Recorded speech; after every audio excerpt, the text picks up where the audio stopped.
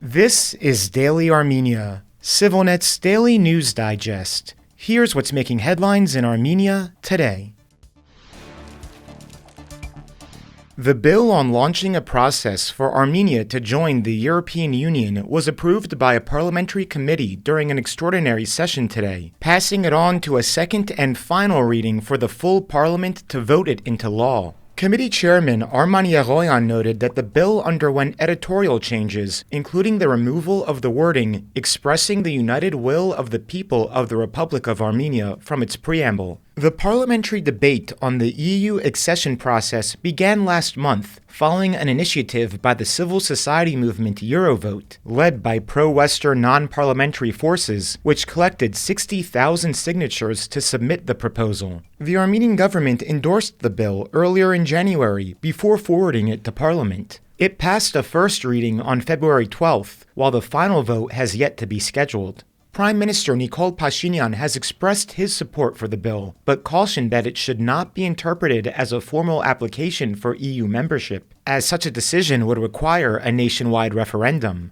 In a parallel development, Armenia has initiated a political dialogue with the European Union on security issues, with 2 meetings already held, Deputy Foreign Minister Payrur Hovhannisyan announced today. He noted that the EU's ongoing focus on strengthening its security framework presents new opportunities for collaboration, including through the European Peace Facility, for which Armenia recently submitted a second application after receiving its first package of non-lethal military aid last year.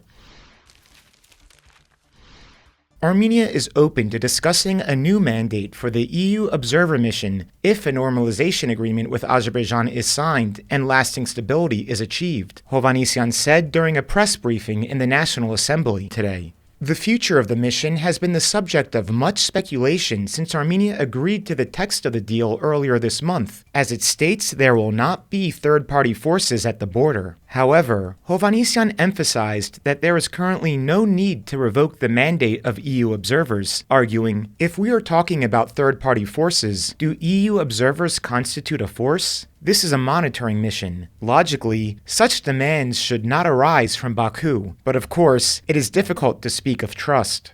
It remains an open question whether Azerbaijan will sign the agreed-upon deal, as it has insisted on further preconditions, such as changing Armenia's constitution, before it is willing to sign.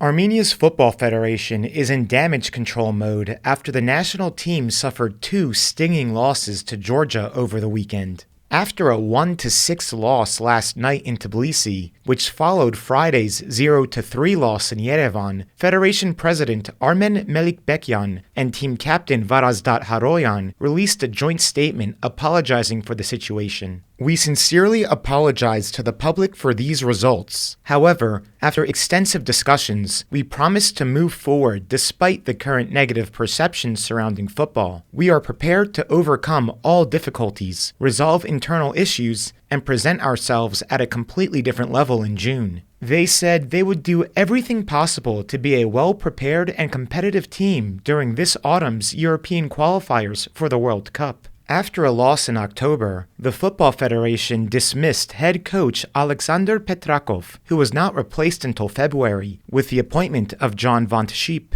Meanwhile, football fans have been raising numerous concerns to the federation, such as the small number of youth football academies and allegations of inadequate and incorrect training within them, resulting in a lack of local young talent to feed into the national team. Due to Melikbekyan's lack of response, in October, concerned fans began staging protests and interrupting games with demonstrations on the field. Multiple fan clubs and Armenian football teams then signed a declaration demanding Melikbekyan's resignation, which he rejected, citing difficulties over the past years, such as the COVID pandemic and the seemingly unrelated Russian invasion of Ukraine. Meanwhile, fans contrast the Armenian team's woes with the success of neighboring Georgia. Its team participated for the first time in an international tournament last summer at Euro 2024, while Armenia has never qualified for any.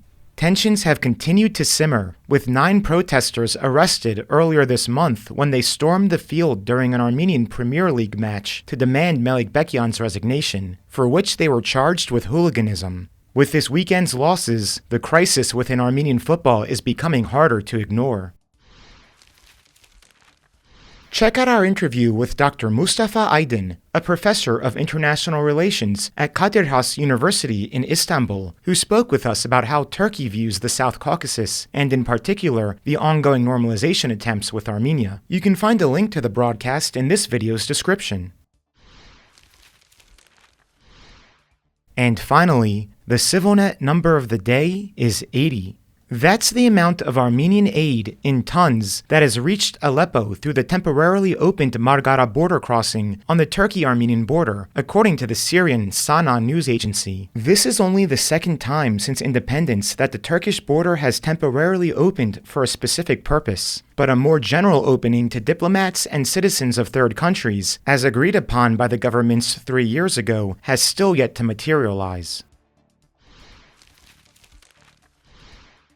And as always, please follow CivilNet for the latest news and independent reporting from our contributors on the ground here in Armenia.